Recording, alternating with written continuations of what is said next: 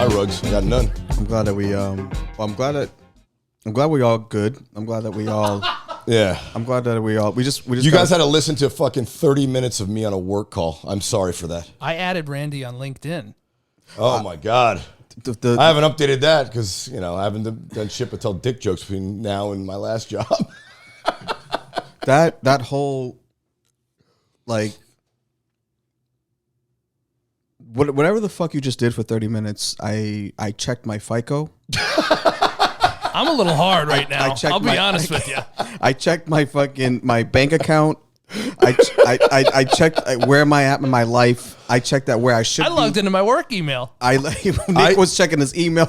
You made everyone stop everything that we cared for to care about shit that we don't care for. Well, for the listeners out there, prior to comedy, I had a real job and a real life, and recently I got back into the real job, and I had some skills before I did comedy. Yeah, and I don't think I was that good at it, but that's just because I didn't enjoy it. I think it was work, you know. But people seem to think I'm good at it. They hired me again, you know. right. You got to be laser-eyed to be in the world that you were in. From what I got from that whole like just you working and hearing you talk and making those conference calls that you were merging. What I also noticed was that every single and I don't know any of these people, obviously. Yeah. But basically, from what I've, they don't fucking want to be there, dude. It sounded like they were miserable, but they just had to do the thing. They're doing the thing that's paying the bills, and it's like, let's just get to. But isn't that most work?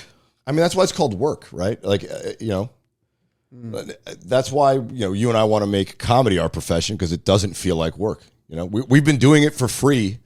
Or for very little money for so many years, right. That to get paid hefty paychecks for it would be a fucking blessing. That's right. You know, so it doesn't feel like work. So we're happy to do it for less than nothing. Less than nothing. But if you're going to spend 8, 10, 12, 14 hours a day doing something you absolutely hate, then it's work. Then you got to pay me. You know. Yeah. No one's ever happy to be a garbage man. They do it because that's how they pay their bills, right? Fuck, man, dude. You know what I've been doing, dude? What's that? I've been doing the opposite. I've been working hard and getting paid shitty. I just recently realized that. I've been doing the opposite because it's bad news, dude. Bad. It's like, oh man, it's bad news. But I mean, look, the key is I figured this out when I stopped working full time before. I'm back at it, but when I first stopped, I was like, all right, if I have to go back to work, I got to find a job that pays me enough to cover my expenses, but leaves me enough time to do the things that I love. That's the key. Like a lot of people have regular day jobs. You know this, Chase. A regular day job supports, your living expenses, but you can live a happy, fulfilled life if you have enough time to pursue your passion outside of work. Yeah. It's very few people that are lucky enough that their passion is their job. Very few. Yeah. And that goes across the board. I mean, so I met a lot of guys in my old finance life.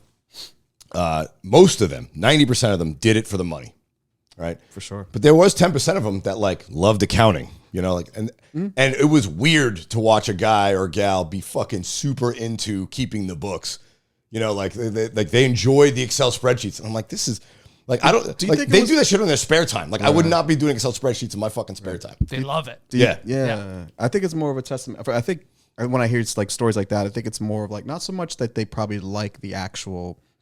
The numbers of it, but more of just maybe the pride and the job of finishing. There is that the thoroughness of the pride of being thorough and making sure. I mean that's what kept me in it for the first 11 years that I was in it for was just being competitive. I didn't want to lose. I didn't want to, oh, my boss is riding my ass and making me work 100 hours a week. Fuck him, I'm going to work 120. That sort of pride in just being able to beat the next guy. I wanted to stick it to my boss and my employers and whoever was fucking with me at work. I wanted to succeed at work to shove it in their face, not because I cared about the job or cared about the outcome. You just didn't want. It was to show them up. I don't think it's more. I think you're full of shit. I think there's part of that because I do the same thing where it's I'm always going to be the first in the office. And it's just the thing of like you're gonna see me there, and you're gonna be like, he's no, you know. It's called being conscientious. You know, that's something you can't train nobody. I think you did it because you just didn't want motherfuckers just to bother you, fucking, because you're just like, hey, if Randy's getting the job done, don't fucking talk to me. Yeah, but that's the thing. Yeah, but that's conscientiousness, right? Like, like, dude, my very first job, I worked at McDonald's, right? But I was flipping burgers, but I was good at flipping burgers because I didn't want to come off as like a fucking freeloader or a piker or dragging ass. Like, I never want to be that guy, you know, in anything I do. So it's like, you can't teach someone to be conscientious. You could teach them skills, right? I could teach you how to do math or, balance a checkbook or fucking, whatever, build an engine if I was a mechanic. But you can't teach someone, hard work, honesty. I don't agree. Really? I don't agree. I have to partially disagree with you, not fully disagree with you. Hard workers are always going to be hard workers. Like my dad, if you work hard at a menial job, you'll work hard at a more important job. How my dad used to say, how you do something is how you do everything. Yeah, exactly. Well, I guess the reason why I disagree would say, like, I learned those, I guess, tools from my parents. He taught me that. But that's a value. It's a value. There's a difference between a value and a skill, right? A skill is a technical thing you learn how to do. I see. Value is like hard work, perseverance, respect. Gotcha. Those you learn when you're a fucking infant. Yeah. You can't all of a sudden teach a 40-year-old how to be a hard worker. Either you are or you aren't. That ship sailed 20 years ago when you were a kid. Well, some countries. I'm gonna, some kids are working hard. Yeah, at the end of a gun. Everyone's a hard worker with a loaded gun in their face. I'm sure. Or the amount of Teslas in this neighborhood suggests otherwise. Yeah, everyone's walking around with an iPhone. Meanwhile, there's a bunch of Chinese kids all fucking working in a factory. Yeah. That's the other thing too. That's a great point you brought up because with everyone talking about like the movement to like electric cars, everything's going like away from fossil fuel, natural energy. Yeah. They don't look at it like the one thing I kind of like respect about you is the fact that like you don't take things so like as it is, like face value. You face value a lot of situations because there's always going to be like a consequence to like something that's or you kind of have that mindset, and I feel like a lot of people generally kind of more linear in that perspective, and they just want to see like they want to, for whatever reasons, just want to believe like, okay, this is going to fix everything. Yeah, and it's like. The intention behind that is great. They have hope, which I don't have. Which makes me question, wait a minute, are electric cars better than gas-powered cars? Because you make a good point, dude. All the stuff that goes into those batteries are mined by basically functioning slaves in West Africa right now. Yeah. Right? And on top of that... Shout out home. And on top of that, where do you think those batteries are going to go? Your iPhone battery only has so many charges. Your Tesla battery has only so many charges. 20 years from now, there's going to be fucking landfills filled with Tesla batteries. So is that better for the environment total? No one's ever looked at that. Or it's not presented exactly. It's not presented that way. Yeah. And it's like, we're getting off fossil fuels. Where do people think we get electricity from in this country? 60% of our electricity comes from coal, which is worse than gasoline. Right. In terms of its pollutants. So if you're charging your car with a coal-powered electricity, is it that much better than putting gasoline in the car? So, Nick, I'm sorry. That was great. Yeah. You got to get rid of your Tesla. Nick. Yeah. I don't have a the Tesla. black on black Tesla model you're fucking looking at. I don't have, first of all, it's pearl white. Oh, okay. No, I'm just kidding. Yeah, I got a little Italian in me. See, exactly. White on white. You have the white interior too. With the red interior. Yeah. Oh, Randy knows about that. But I'll tell you though, Elon Musk did something smart with Tesla. He didn't sell those cars based on, they're super efficient and they're good for the environment. He said they're just cool ass cars and they go 0 to 60 in less than 3 seconds. He made it into an app. Yeah, he made it sexy. He like gamified driving. Yeah, he made it sexy. He made your car sexy. Yeah. Electric car sexy. Yeah. So do we just think that the Tesla car is like the iPhone of cars? The first it's an iPhone with wheels. Yeah, for sure. yeah. Like the first iPhone of cars? Yeah, it's first generation. From a marketing perspective. Yeah. What they need to do to really make everybody want to drive an electric car is make charging those fucking things up faster and easier. They have the superchargers. It's down to like 15 minutes to get a full charge. Yep. That's still longer than the 4 minutes it takes to fill a gas tank, but it's still hard to find those things the charging stations everywhere. Yeah. So they got to figure that out for everyone to have one. But like I said, I don't think everyone can have a Tesla. If you took all gas powered cars off the market and you could only buy battery powered cars, there is not enough natural resources that go into those batteries, lithium ion, beryllium, like the core, like the rare earth minerals that go into those batteries. What was that? For everyone to drive? Beryllium. Sounded like a chick I dated from Danvers. It does sound like a Portuguese Sounds like girl a stripper's from name. Brandon. Yeah, next on the main stage, beryllium. Out of Bill Ricker, Massachusetts. Yeah, exactly. Shout She lives in Danvers. Shout out to Danvers. Shout out to Danvers. Danvers. That's so true. I met a nice girl from Danvers actually recently. I like anything north of Boston. Oh, Big yeah. fan. Dude, I love the white trash chicks in Boston, man. They're fucking old school. They don't make them like that anymore. You know, a white girl will take her earrings off, put Vaseline on her face, and get ready for a fist fight. She says pussy, but like not in a sexual way, only to demean men. Yeah, exactly. Yeah. She'll call you a pussy. Exactly. I love it too. Yeah, and they fight like racists. Like they don't say it, but that you could tell it's like on the brim. It's like just about. It's not part of like their everyday subject matter. Yeah. But like if it goes down, like they just do what's right. Like I like that. You know, they're fucking just ready to fuck. You know. Yeah. Ready like you never knew. Like it's a girl like Martha that smokes parliaments from fucking. Oh like, my god, the P-Funk. She's like, you say the N-word.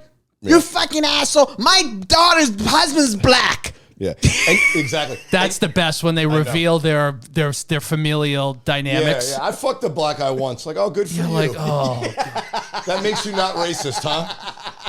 Just because you had sex with a black guy one time, you got a free pass. Come on now, son. this is a great character, the anti-racist Bostonian. Yeah, Even when they're not racist, they're racist. yeah, just undertones of it. Yeah. Yeah, no, but you make a good point. Well, the beryllium, the thing, Beryllium? the beryllium. You're saying so basically you're saying it's like it's Everyone can't have an electric you car. just can't have it. There's not enough. There's not enough of those minerals out there right now. At least not right now. And the way they're mining them is completely illegal. It's modern day slavery. Well, I think which is crazy to me because I'm using a Pierce, the guy Pierce from not Pierce Bronson, the guy who does Pierce Morgan. Pierce. Yeah. Chase will butcher a saying and somebody's name. He's great, son. Every episode, we had like 300 episodes together, and every episode, my favorite was one time he goes, you know what they say, early bird catches the storm. What? Yeah. He'll butcher a saying. It's true. But you could turn any butchered saying into like an old African saying. Oh, yeah. Where you're like, no, that's right. Yeah. It's like, I guess it is. My grandfather says, all right. Yeah, it's back in the days it was like that. Just like, oh, yeah, that's how they were. You're right. Yeah, man. But I appreciate you saying that though. Like that, I do try to step back and like, look at the bigger picture. Because I'll give you an example of something that happened recently. Because I wanted to talk about this in the podcast. I pre-taped a couple episodes before we did this one, but I'm glad I had you. We're here together to talk about it. What's up? I'm sure you've heard about that guy, that homeless guy in New York who was terrorizing people on the train, and the ex-marine guy put him in a chokehold. The guy ended up dying. Yeah. So after that. Which obviously I don't want anyone to die for no reason, right? It's I'm sorry the guy died, but after that, protesters protested by stopping the subway lines by getting on the tracks in New York. I see. So for what? So I was like, all right. Wait. What did they protest for? They wanted the district attorney to bring murder charges against the guy who choked him out. Okay. Which he eventually did, or he or she did. I don't know if the DA in New York is a male or female, but what my problem was, it's like, so wait a minute. The protesters, in protest of this quote unquote vigilante killing, are going to stop regular New Yorkers from going to and from work or going to and from home. It's like, so you're going to make all the citizens of New York pay for what one stranger did on a subway line. I was like, that is the stupidest fucking they should have run those people over with the train, in my opinion. It's a traumatized veteran. If you've been on the trains in New York and you've seen the way that people act, it's like it takes one skilled but like traumatized war veteran to just snap. Yeah, but that's what happened. Yeah, and look, that's how I am when someone messes my coffee up. Exactly. And to be fair, that the guy who he choked out had the cops called on him 70 times in the last year for terrorizing people on public buses and subways before. Now, what I took from that is one, the protesters are bad at protesting, because they just bothered their fellow citizens when they should have been protesting in front of the DA's office, not in the subway stopping trains. Number two, the fact that guy got the cops called on him 70 times and they didn't shoot him which is what everyone thinks cops do nowadays, proves that the police aren't all bad, right? Because there was 70 opportunities where they could have shot the guy and they never did, right? And 3, the thing that really bugged me is that his family, the homeless guy's family who was terrorizing the subway train, are like, are calling for the DA's head, and they're going to sue the city. And I'm like, wait a minute, this homeless man has a family? Where were they to take him in? Where's the GoFundMe? Now that he's dead and you see dollar signs, you can sue the city. Now you care about him. I see. Where were you when he was living in the fucking subway for the last 3 years? Shame on you. Shame on his family. Right. You know what I'm saying? And look, I know not all homeless people that have mental problems, they maybe didn't want help, but then you don't get to sue anymore. Like you don't get to play aggrieved when you didn't help out your own fucking family member. Right. I'm with you. Again, when people misplace their anger on somebody else. Like, oh, we're angry that the DA didn't charge this guy. Let's stop all subway lines. Like that's, come on. Well, there's a bad protest. Well, first of all, I believe if you have fucking bad credit, you shouldn't fucking protest. That's a good point. Yeah. Niggas who have yo, son, if you got bad credit, son, what the fuck am I following you for? Yeah. What's a bad fucking house? Unless you had to take a paid day off to protest, you shouldn't be at the protest. I don't want unemployed people at a protest. Yeah, you have no right to speak. You don't pay taxes. Shut up. I want leaders, people who've been through some stuff, people who have like credit. I've seen the. You should have to show a approved PTO slip to protest. Exactly. Yes, and I don't want a pattern of calling in on the third workday. Yeah.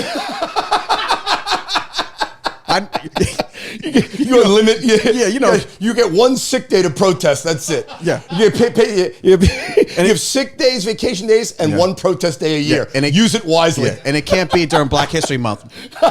Unless you're black. Unless you're black. Well, unless we got that's diversity and inclusion. People and culture department. That's down second door on the left. This company, SVP and above, go to the protests. Everyone else, fuck out of here. Yeah. Get to your desk. But yeah, I mean, that particular case, we have to look at it. For me, we have to really look at it from like beginning to end, right? But that's every case. And every case. And you have to look at, you got to look at every case like that. Yeah. But yeah, it's just part of like what's going on with this whole, everybody, it's like a certain like deflection of accountability. It's like a great special name, by the way, that Chris Rock had in Netflix, which is selective outrage. Yeah, it is. And would you agree? I would totally agree. Yeah. I feel like a lot of the protesting nowadays, it's not like Martin Luther King when he was doing it. Peaceful protesting, getting hoses and dogs sicked on him, thrown in jail, eventually murdered. Now a lot of the protesters is about, look at me. For sure. Something bad happened to someone I don't know. Now I'm going to graft behind that tragedy to get my fucking 30 seconds of fame by protesting. And that irritates me. It's like they don't really care. If you cared about the homeless people, you'd be in a soup kitchen. You wouldn't be protesting this one guy who died. My thing is, everyone's like, we should do something about the homeless problem. Well, you have an extra bedroom. Why don't you pick one and put them in that fucking room? And then call me after that. Yeah. Well, we all can agree, I think, that, and you can, I guess, choose whatever subject it is. Yeah. Like, there's no real conscious effort to assist and help things by people naturally. Yeah. You can talk about it with race. Yeah. You can talk about it with violence. You can talk about it with homelessness. You can whatever category you want to pick. Pick your poison. Yeah. Right. There's no real conscious effort by any particular groups. I wouldn't say all of them. There are people within certain groups who are doing the work. Who do the work. Work for a non-for-profit, or who Doctors Without Borders, whatever. Or even people who are not, like, let's say, professional, quote unquote, but you've seen them, like, they wake up every Saturday morning. They go to the soup kitchen. They make efforts to do that. They don't brag on like social media. They just do it because inherently that's what they want to do. Yeah. And whether you do it that way, or whether you do it the other way, at least you're making actions to do it, right? Yeah. My problem is the people who have opinions about people who don't do it. Yeah. That don't do it themselves either. Yes. Yeah. And there's a lot of those. Sorry, comedians. We're one of them. But like, yeah, exactly. I mean, that's our job. Just talk shit, not do anything about it. Yeah, but that's our job. Yeah. But we make fun of complaining publicly is what I do. But there's people that I'm just like, dude, like, you don't do it either. All right, so you shitting about these other people doesn't help either. No one wants to kind of just be like, all right, I haven't done it. Do I want to do it? Do I want to do it? Yeah. Just don't feed into the and then there's the other part too, Chase, where You know what I mean? by not taking a position, You're right. people are saying now, oh, silence is violence. Violence is violence. Silence is not violence. Silence is I don't know. The problem today is too, you can't not have an opinion. Like now it's like, where do you come down on trans people? I'm like, I don't know. I haven't thought about it. That's not good enough nowadays. It's a complex issue. I know, but I don't have a set opinion on. It's not in my wheelhouse. Yeah. Why are you asking me? You know, like if you want to talk about dick jokes and drinking at a bar, that's my wheelhouse. You know, like You know what I think they should do, guys? I think they should go back. People who don't have like education on certain areas, or if someone like probed the question to you, hey, what do you think about this group or this thing? And if you don't know, I think we're gonna go back to old sports dudes that didn't talk about shit. You know what the word was? Oh. We just go like this, no comment. yeah. When it used to be those days Brilliant. when no comment was like, okay, there's Yeah, no comment. I have no comment on this. I don't know. It doesn't mean it was either one way or the other, or now it's like if you say no comment, they're like, well, what's he Oh saying? yeah, no comment makes you a racist. I'm like, well, no, I just have no comments. I'm like, Mine would be, I'm only here so I don't get fined. oh yeah, like fucking, I'm only here so I don't Like, get fined. Marshall Lynch. Marshawn Lynch, know, yeah, beast mode. Yeah. No, but that's the thing. Like now, everyone's like required to have a position on things that they don't even know about. It's like you're gonna like, what do you think about U.S.-China relations? I don't fucking know. Like you're gonna ask me, like, I do say this though. I will say this though. If you don't know, and you can either be one of two people. You can be one of those people that will continue not to know because you don't want to be Yeah. informed, right? Yeah. And there's definitely a lot of people like that. Yeah, willful ignorance. Willful ignorance, right? And that bleeds into many different spectrums of like life. Or you could be the person that's like, that had been challenged by someone that's like, oh, I don't really know. Maybe I should know. yeah, Maybe I'll start reading more. Maybe Yeah. I'll start like getting into it. You know? and that's what I'm most worried about with I think this whole woke thing is kind of it reached its peak and we're kind of on the back end of it where we're like, all right, let's get back to normal here. But Sure. what worries me about that movement is really their lack of acceptance of the question. So it's like oh, if you don't pick a position and you just want to learn and you ask questions, they're like, oh, those are leading questions. You're a bigot. It's like no, please inform me so I know what both sides of the issue are and I can come to some sort of consensus in my own mind. Yeah. Just asking the questions now is a problem. Like you can't even ask, what is a woman or what is a man because that might seem transphobic. I can tell and you. I can tell you. No, but I'm saying, but asking that question is not in itself bigoted. People might have an honest question like, hey, what do you think a woman is? Explain to me what a woman is nowadays, right? I had someone tell me the other day, what's between like a nigga and a white nigga? I had to. What's the difference? Shoes? What's the difference? Well, it sparked dialogue and we got into it. Yeah, So yeah. that's to prove your point. Yeah. Like sometimes you just got to be like, like a white nigga is like a nigga like Chris Mullen? no, like You ever hear him talk? great person. Like, yeah. You know what I'm saying? Like, Yeah. Chris Mullen. Yeah. 'Cause he played at St. John's. Yeah. He from Queens, son. Yeah. Come He on, son. sounds like a black guy when he talks. Queens Wait a get the minute. money, son. Dollar bill. Even though y'all. he had the head of a state trooper, but the mouth of a black guy. It was He really did. strange. Yeah, You know what I'm saying? yeah, Like, it was crazy. wild. Yo, Queens get the money, son. Yeah, exactly. It's from Queens, son. I know. It's big time. No, but I've during these even when we were doing our podcast, back in 2017 was the first episode, I Yeah. believe. January 1st, 2017. January 1st, yeah. And I think that was like kind of like it was starting, like you That said. was the beginning of it. Yeah, and Right then- after Trump got elected, people went wild. Yeah, because we can go back on like older episodes and we were just like, there was a journal of that happening, right? And then, but I felt like I always was that type of person where I was like stayed away from it for many different reasons. I did can't too. hold too much things that I can't control. Yeah. I'm like one of these dudes like, dude, if I'm not like, I just can't think about things that Well, you have more pressing things to worry got more about. pressing and things think to worry about, yeah. And I didn't want to get into it because that's why I never talk about that kind of stuff on stage. It's not funny to me. It's not, right. What I find funny is like interpersonal relationships. How you are with your family and things that we all have in common. Getting I don't want to arrested talk. I in don't want to Texas. talk about what's exactly. I don't want to talk about what's uncommon to us. I want to talk about what's common to us. Plus, you have more knowledge base on that. Yeah. When you have more knowledge base and context, you can actually have a conversation versus the virtue signaling on. Yeah, I was very conscious of that, Nick. I didn't want to come off like, oh, I fucking know it all when I didn't know shit about the topic. It's like people that discuss, like, for example, socialism. Yeah. Conceptually, you could probably talk about it, but you don't know the deep workings and implement, like, how you execute that and, like, how that affects it. But there's no... But that's the other thing, too, that's going on. There's loaded terms now, right? Like, woke used to mean one thing when black folks started saying it, pre-2016. And now it's all that Fox News talks about, so they completely bastardized the term, right? Yeah. Socialism, right?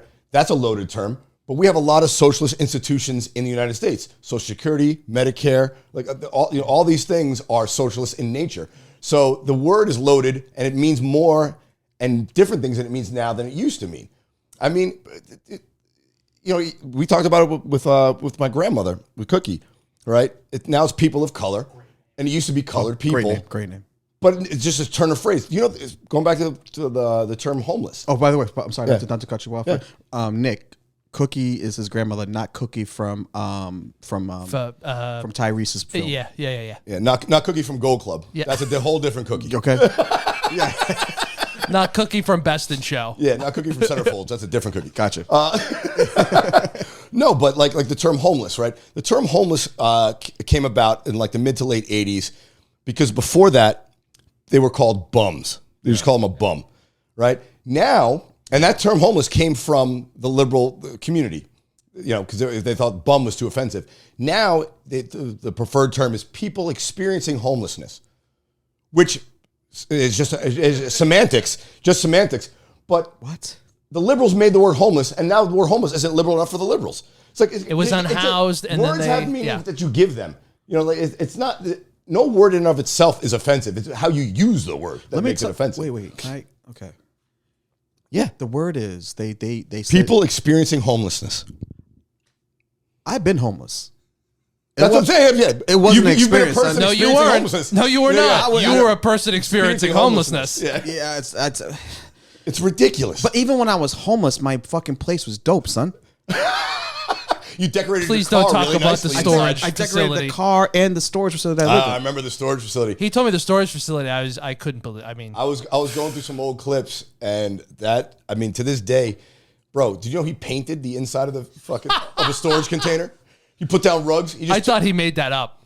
No, he didn't. He stole furniture from other storage facilities like other units in the same facility and put it in his. But my favorite part is this, dude. Mm-hmm. He got an air mattress. I'm like, why didn't you just get a mattress from one of the other things? He's like, nah, man, that's dirty.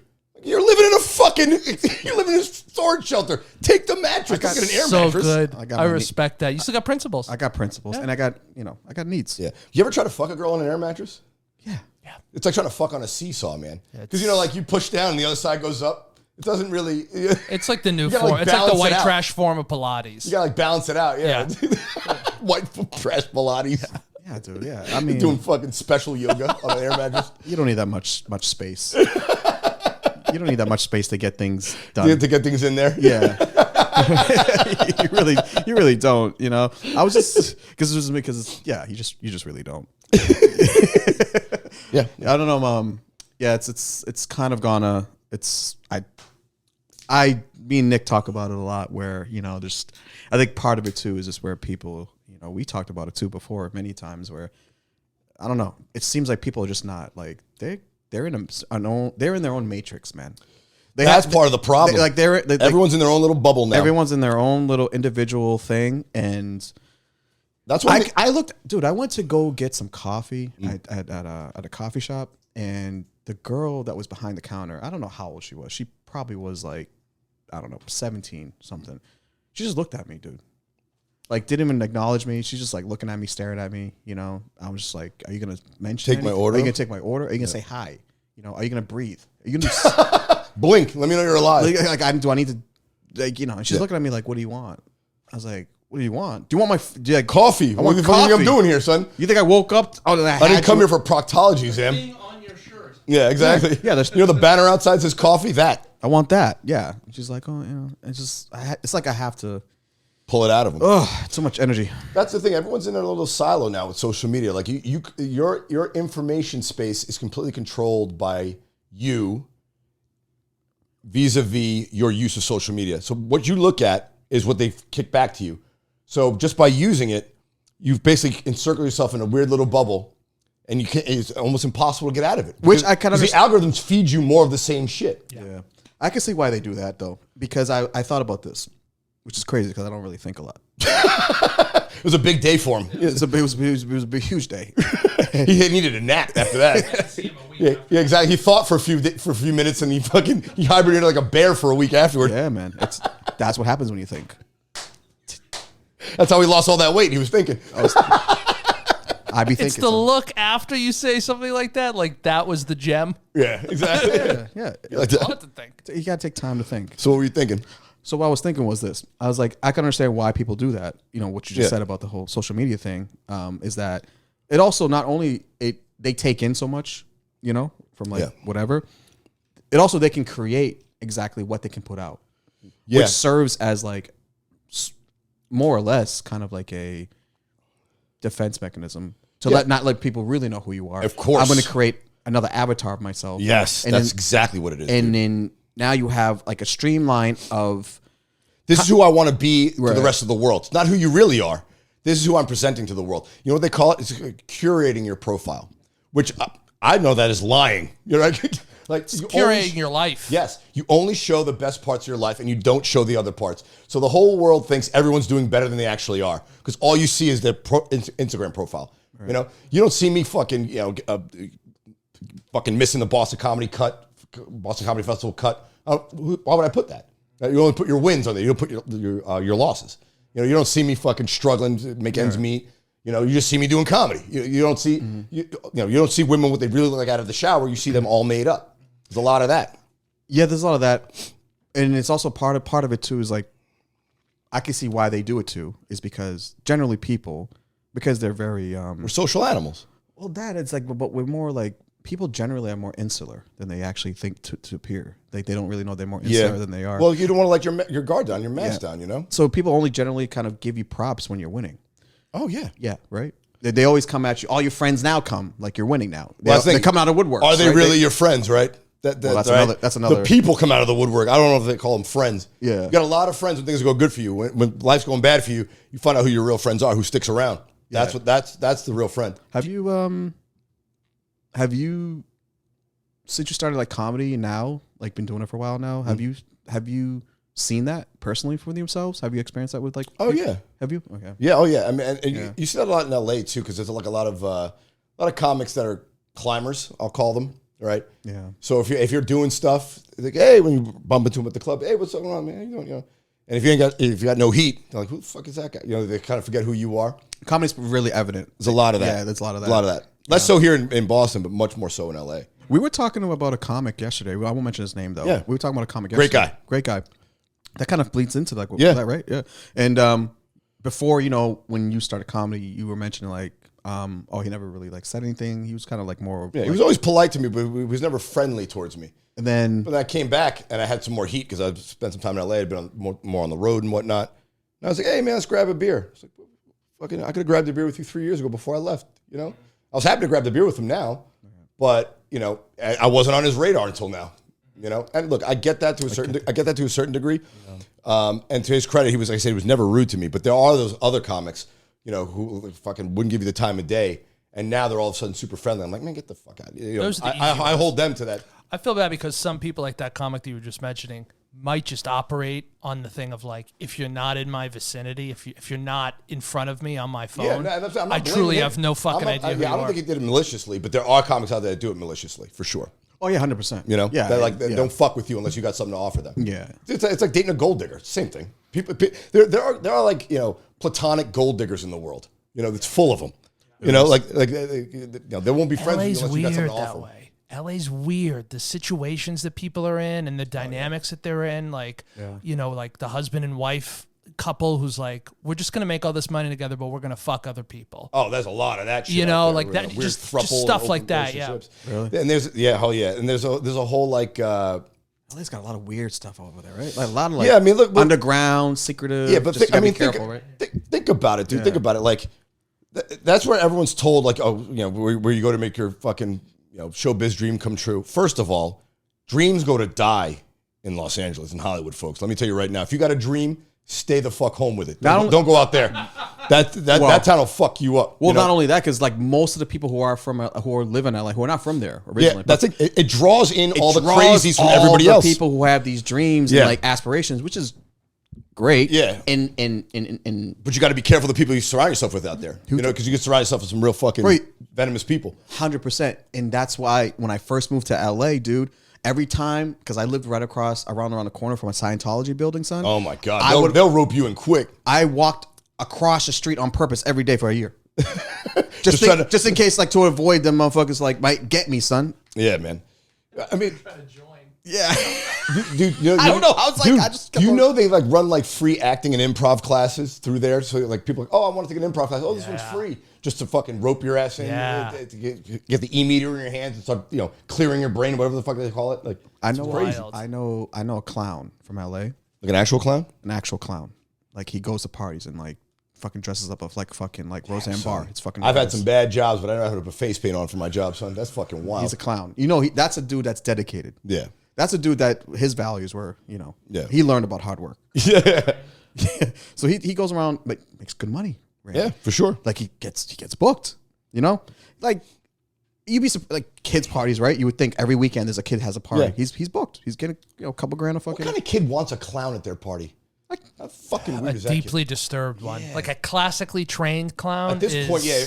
The only clown that I would want to come to my birthday party, even now as a grown man, it'd be Homie the Clown. So. Oh, that would be fucking sick, dude. Homie the Clown would be rad at a Christmas party. I would hit up Damon Wayans. I've met Damon Wayans. Guys, fucking, that's crazy. I would pay him whatever amount of money for him to dress up. He'd probably be like, "Nigga, get the fuck out of my face."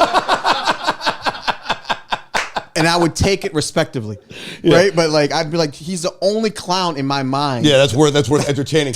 But dude, they like if I feel like after the movie It came out and made clowns creepy, kids shouldn't like clowns anymore. It's, once like 1988 passed, clowns were out. That's what I feel like. They haven't been popular in a long time. Yeah, get someone who makes balloon animals or someone who dresses up like Sonic the Hedgehog. Fuck the clown, Yeah, I don't deal with like that. No. Especially like the scary clown thing. They're all scary at this point. Yeah, even the ones that try not to be with the laugh. Yeah, they do like a weird fucking laugh. Ugh. Once John Wayne Gacy performed as a clown, they should have wrapped it up. You know what I'm saying? See ya. Because he killed like half the fucking like 15 boys he met at clown parties and shit. Like, clowns and mimes. Mimes weird. Mimes like a French thing. I haven't seen a mime in a while. Where are the mimes? That one died. You know what I'm saying? Well, I think the mimes knew. They were like, all right, let's get the fuck out of here. Yeah. Let's go back to where we, nobody likes us. Yeah, and clowns just stayed at the party. Yeah, we're out on this one. Yeah, quite literally. It might be with Ted Danson. He went blackface. Remember that? Reverse mime. Because he went reverse mime. Negative, a mime and negative. Artificial miming. Yeah. Well, they're the woke group of the mimes. Yeah. They like to do reverse. See, that's interesting too. Who they decide to cancel and not cancel. Like, because Ted Danson did go in blackface, but he was like dating Whoopi Goldberg at the time, and they just let him slide on that. Justin Bieber. You put him on YouTube right now. He says the N-word a dozen times as a 14-year-old kid. Yeah. But people love Bieber, so they let him slide. I asked this to a podcast guest. I'm going to ask you, Chase, a couple weeks ago. Do you think 8 inches? That's not what I'm asking. But thank you for letting the listeners know. And boy, are my arms tired. And I can tell you right now, it's definitely not 8 inches. You could go. You guys. I'll let you guys think either way. Yeah, exactly. No comment. Do you think? Because Taylor Swift is so beloved, do you think she's beloved enough that if she dropped the N-bomb, she could survive? Yes. Because she anything that the people that run this country, mostly billionaire white men, anything that they want to fuck is good. You think so? I do. I think it's that. It's a weird thing when you look at the people that have like escaped the fire, escaped getting canceled. They're oddly like tied into these people, and it's like a weird circle that they roll in. Yeah, I guess if they like kind of run the media organization. Like if you're friends with Rupert Murdoch, you can make it out. But I mean, but look at like. Well, Well, to answer your question, I think she would. Yeah. Not because she's Taylor Swift. I'm just going based on. She's a beautiful white woman. She's beautiful. Yeah, she's beautiful. I mean, not anything that has to do with her talent. I'm saying there's been people before her that said it and be like, Yeah, but I mean, look at it. They can't. They're trying to cancel J.K. Rowling, who wrote the Harry Potter series, because she is like they call her a TERF, but which really is, she's just questioning whether or not a TERF. TERF means it's like it's a trans something radical feminist. I forget what it's called. Oh, yeah. I thought that was. But they're saying she's anti-trans because she's pro-feminist. She wants women to have safe spaces just for women. You know. Yeah. But they're trying to cancel her, and she's J.K. Rowling. She makes even more money than Taylor Swift. And she has a big fan base. But Taylor Swift's fan base are so rabid. I've said it before. Taylor Swift's fans are like Donald Trump supporters. It does not matter. She could step on a baby's head live on stage, and they'd scream cheers for her. So I wonder if she has a strong enough fan base to make it through if she dropped a hard N-bomb in the middle of a performance. Oh, she does. It would be a learning experience. Oh, yeah, that's what she'd say, yeah. I've learned from this. She'd go on Oprah, because that's how you get out of trouble in this country. You have to sit with Oprah. Oprah absolves you of all your sins. She gives you the sign of the cross, and you're good. If you sit down with Oprah for an hour on her show, you can get through anything. I could tell you one. I could, in fairness to that question, I'll give you one. I'll give you one example where she could have used it. Where's that? When Kanye went on stage, son. Wow, that would have been great. Wow. She could have been like, get off the stage, you N-bomb. No, could you imagine if she threw it at him like that? Well, not that. Not that. Not that hard? Not that hard. Because just to let you know. Everyone's like, what the fuck, Kanye? And then Taylor comes in, it's like, what is happening? No, but he was like, my nigga. Oh, if she said it like that. What are you doing? Yeah. Like not a hard R. Yeah, you can't go hard R. No, you can't. But if she went hard R, I think she might be able to survive. Yeah. I've grown. I've learned. Yeah. I made a mistake. She falls on her sword. I don't know. I mean, Paula Deen didn't come back and she was making chicken, son. I know, and she made good chicken. So we didn't accept her even after making good chicken. It's crazy. It's wild. Dude, I mean, and look, and they also they effectively canceled Kanye's ass after his whole anti-Semitic rant. I mean, like you can't cancel a billionaire. Yeah, none of these people really got canceled. They tore up his Adidas contract. I mean, he's still rich. He'll make another one. At the better example, he's still rich, and he's still fine. But no one's fucking with him now. You know what I'm saying? Like, I don't see any collaborations with Kanye coming up anytime soon. It's coming. You think it's just time? Time. Do you think You think that society has always been this crazy, or do you think it's just social media that's now showing us this? I think the potential's always been there. Social media made it possible. Right, because now everyone has a voice and an opinion. My tweet looks the same as your tweet, looks the same as Elon Musk's tweet, looks the same as Joe Biden's tweet. That's why strip clubs. You know what I'm saying? Like, so it kind of levels that playing field. Like your opinion can float out there, and people can take it or leave it. So it kind of embraces that. Just like strip clubs. Yeah. That's right, because that's exactly I'll tell you where racism doesn't exist at the strip joint. Yeah. You go to a strip joint and be like, I want an Asian girl. They will bring an Asian girl. They won't ask you, like, hey, isn't that a little, get an Asian girl. Like they don't give a strip fuck. clubs brings everyone together. It's like the United Nations. That's the American dream, son. Yes, it is. That's the true, like you're bringing everyone from all walks of life. You don't know who's walking through that door. You got all types of women from all backgrounds, dude. They got a fat girl. They might have an amputee for a guy who's into that. They have anything you want, son. No, you know what fucking the color that only really matters? Green, son. Yeah. They don't give a fuck. Yeah. That's why I used to go all the time. You know that, son. They made me believe whoever the fuck they made me thought I was the man, son. Like, that's their job. Yeah. They lie to you, you know? Oh, yeah. I thought I was like, it's like they made me feel like, hey, daddy. Old big pimpin' Chase over here. Yeah. Like, they do the thing where it's like they put the hand on your knee, but it's like very subtle, but it's very like, I mean, they're naked therapists, dude. Yeah. That's why I came up with the idea a few months back. I was like, there should be hot chick therapy. Where it's like Hooters combined with therapy, bro, just hot girls. With AI, that's going to be possible, right? They just type it in. Yeah, they just type it in, right? AI is going to make that dream a reality. Do you know how? Just think about some hot chick sitting there. Maybe she has a degree, maybe she doesn't. She types it into ChatGPT. There's the answer. She's just delivering the message. What's your She's problem? the vessel. All right. Just respond. Do you think AI is ever going to get good enough to do what we do, be a comedian? I have a better question. Do you think it's weird that I have a health savings account for my strip club expenditures?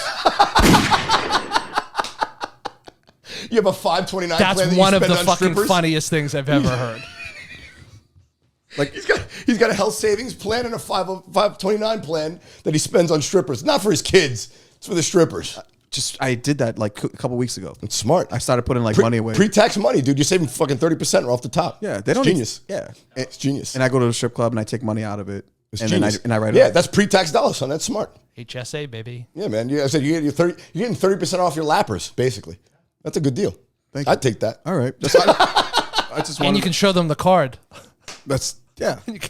When you go, your Blue Cross Blue Shield card at the strip club. You're swiping their butt cheeks. No, it's great because actually I'm gonna save it. I'm gonna save I'm gonna have it accumulate. He pays his copay at the front instead of like the door fee. Oh yeah, yeah. I know it's 35. I know. Yeah, no, it's 10 for members. 10?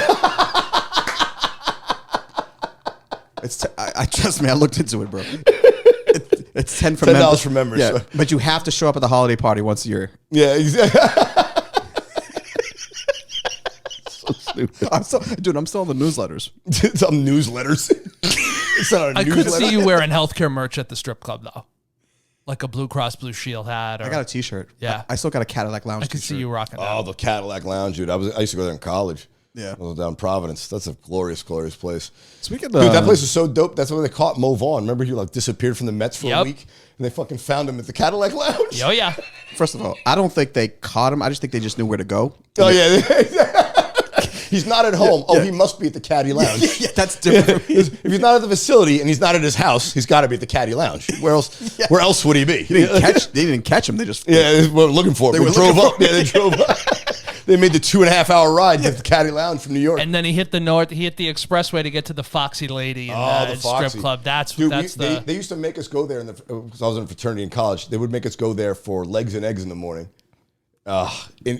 There's nothing more grotesque than eating eggs and watching girls strip at 7 a.m. Jesus. I mean, you feel really bad about yourself doing that, something dark. like that. You get out of bed to go to the strip club. It's fucking weird. I mean, most guys will stay there from the night before and they just start serving eggs. But the fraternity, like, hey guys, get up. They wake us up.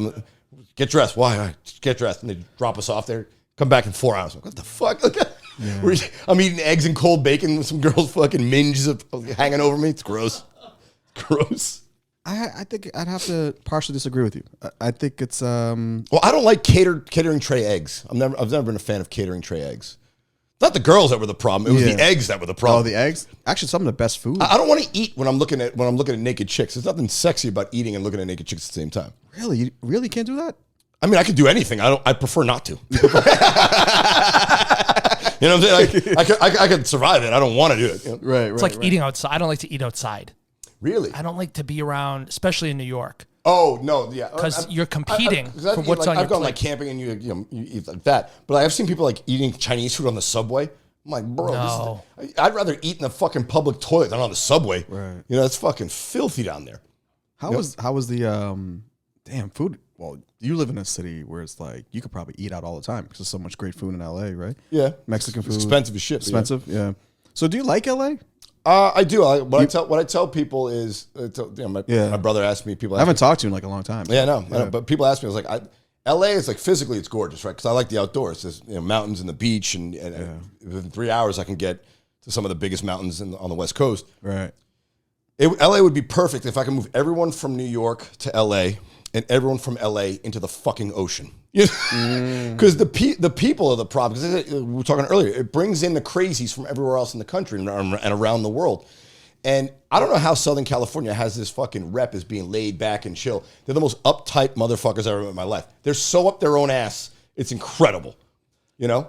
I don't know how you can be laid back when you have the worst traffic in the country, the worst homelessness problem in the country. Everybody there is paying the highest taxes. It's their insecurities. It's the person inside. Think about it. These are people who want to be in show business. So it's look at me, because my value is you looking at me.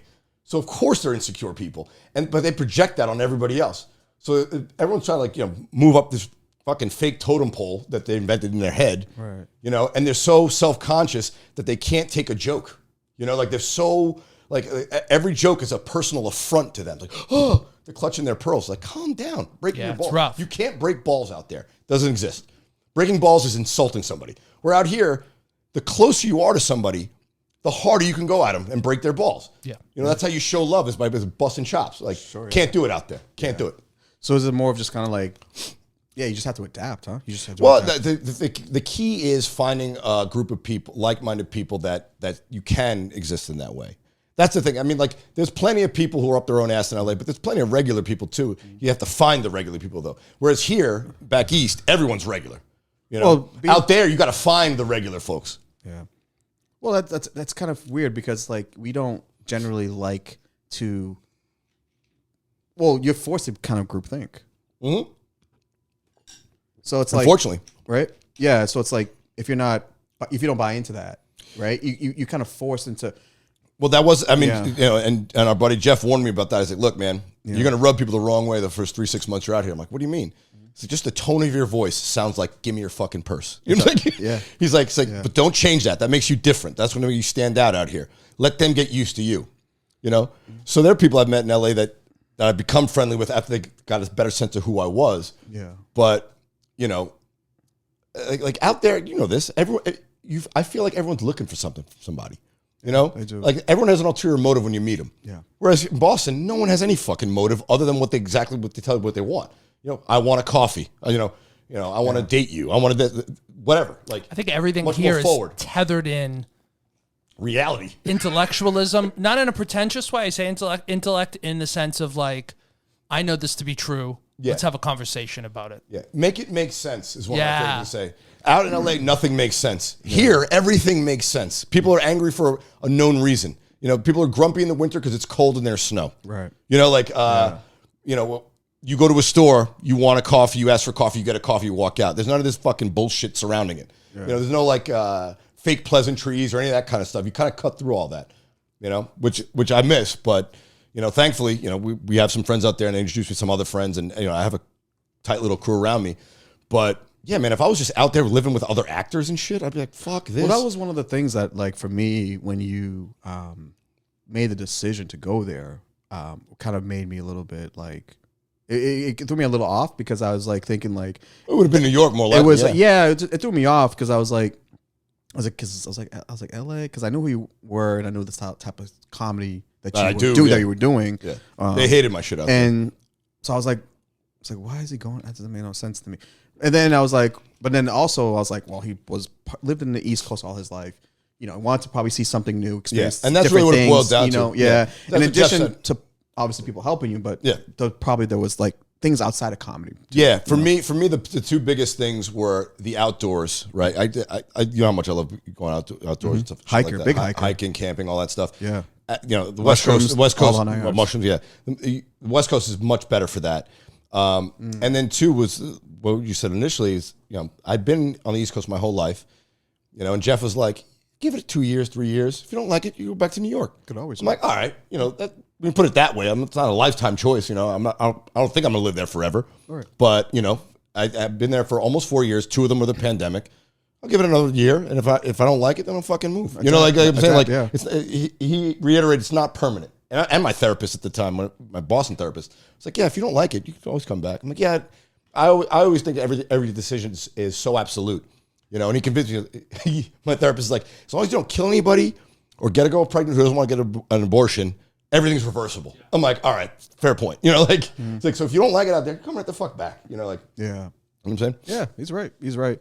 I think, the whole thing where it's like being in one city and making sure that's the city. You have LA, New York, those days are kind of almost over. Yeah. Well, that's the key. I want to make it so I can live wherever I want, you know, to live in Denver or Nashville or, you know, Phoenix. Like, you know, a lot of comics do that who've made it. You know, Theo Vaughn and Nate Bargatze moved out to Nashville. Yeah. A ton of comics moved to Austin.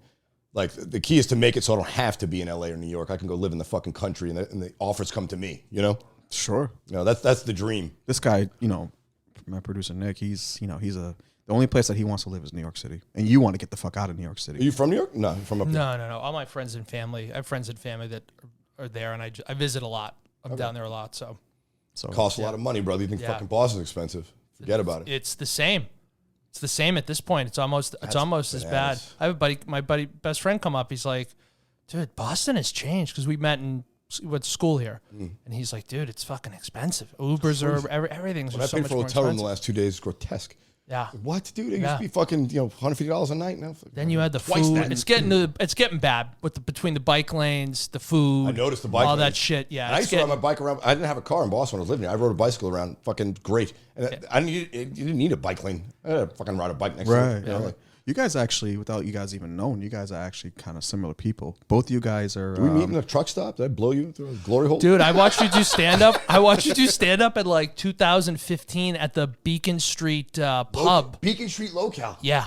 Wow, You were remember doing that? some The upstairs bit. room? You were doing some bit on like blocks Volvos down in there. Sweden or some shit. I forget Oh, what it was. Iceland. Iceland. I Yeah. just got back from Iceland. Wow, Yeah. you got a good memory. Yeah. Holy shit. dude. Yeah. Be sharp. Yeah. Holy Yeah. shit, dude. Yeah. And That then I upstairs saw, room was a fucking dungeon. I love that. Yeah. I love that place. Yeah. Yeah, both of you guys are like both of you guys are similar in that sense of like, both of you are biracial. You're half Irish, half Dominican, and he's half Italian, half Lebanese. Okay. I've been to Lebanon, bro. I went to Beirut. Oh, Beautiful. man. Yeah. Yeah, man. Paris of the Middle East. Sick. So sick. It's fucking sad that fertilizer plant blew up and crushed the city. Yeah, Wild. I mean, he's like Lebanese, like more like Watertown. Not Lebanon. Yeah, he's not like Beirut Lebanese. Yeah, he's All right. Lebanese light. Yeah. Yeah, kind of like a low ABV volume for yeah. Lebanon. Yeah. But it's funny, every time I get an Uber driver who's Lebanese, he'll look up in his mirror. It's something about like, and you probably recognize this too, it's just The brow. the brow, the nose, the eyes, and then like they're not super dark over there. No. Are They're you kind of Christian fair Lebanese? skinned. Are you Muslim? Christian, yeah. Okay. Yeah. Dude, they put that on your license over there. You know that? Yeah. Oh, really? They have like a caste system in Lebanon. So they put like your class level, which is fucking bananas. Think about that. Could you imagine in the United States? Like, Chase Abel. Poor. Yeah, like what the fuck? At least they don't need a card for that. One look at you. They don't need a card for that. Like, it's they don't need a card for that. Trust me, I'm one of these type of dudes, man. It's like there's some things that are very transparent. You don't need to ask questions. It's right in front of you. You would crush it in Lebanon. I think you would do well. Oh yeah. Alhamdulillah. You didn't even say that right, dude. Of course. Of course. Who the fuck do you think you are? Well versed in So Randy. Yeah, so anyway, back to LA. So you were done. So basically, you're here for the Boston Comedy Festival. Yep. You came to Boston, right? So doing comedy, podcasting. I did a podcast, the Brady Sitbo podcast in LA. Yep. That was cool. A couple months back. And so with that, I know you've been traveling with Jeff. Yep. Jeff Dye.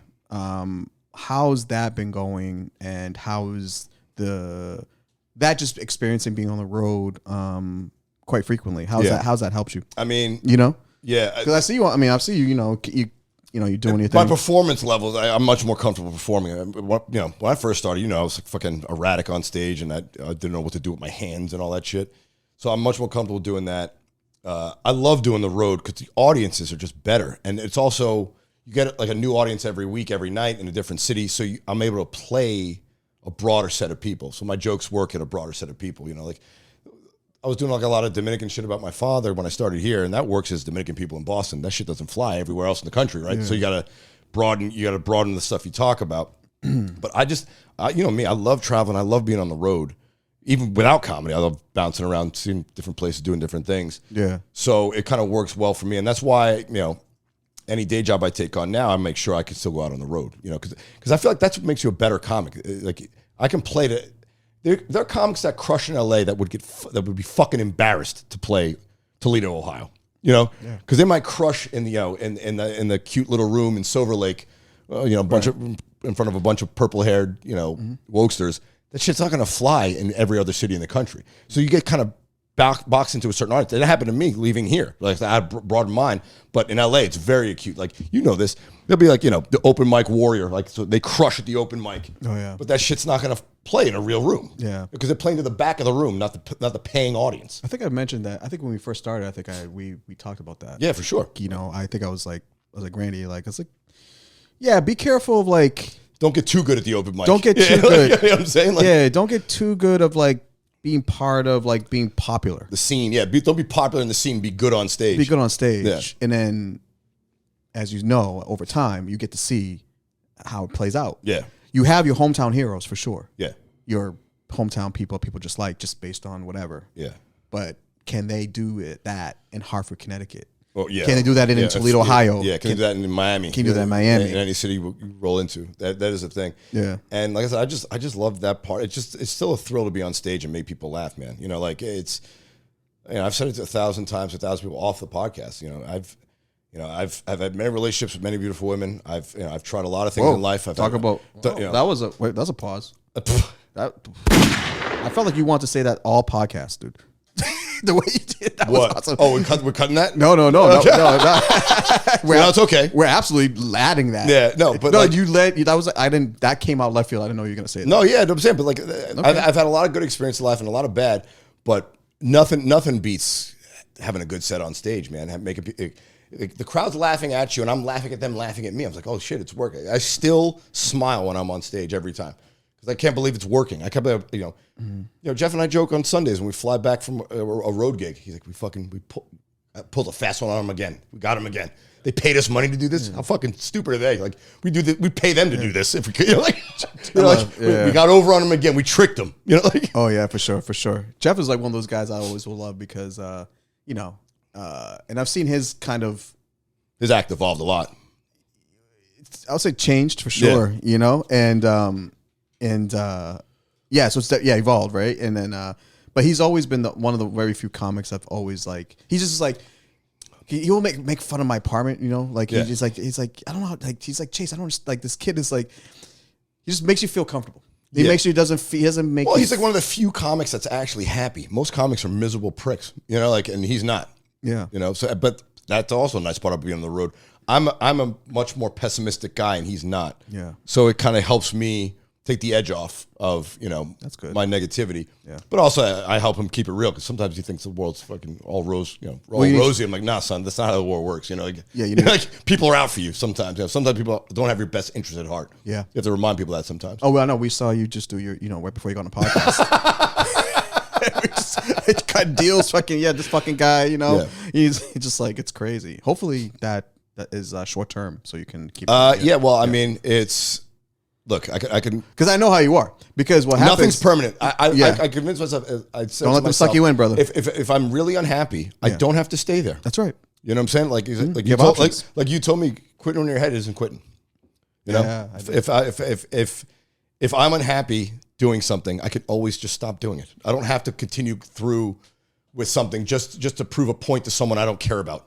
You know, like you said that to me too when when I first met you on stage, you said something like that. It's crazy how long we've known each other.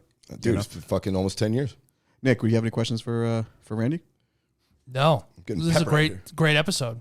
I mean the well, we talked a lot. I think we've done this a few times, about 300. Yeah. No, it's good. It's good. So you said you're in town for Boston Comedy Festival. Yep. I'll be in Florida all through June. I got 3 weekends in Florida in June. The next for plug-in stuff. Oh yeah. I'll be in Austin, Texas, the 31st. I'm doing a one-nighter with Jeff at Cap City Comedy Club. June?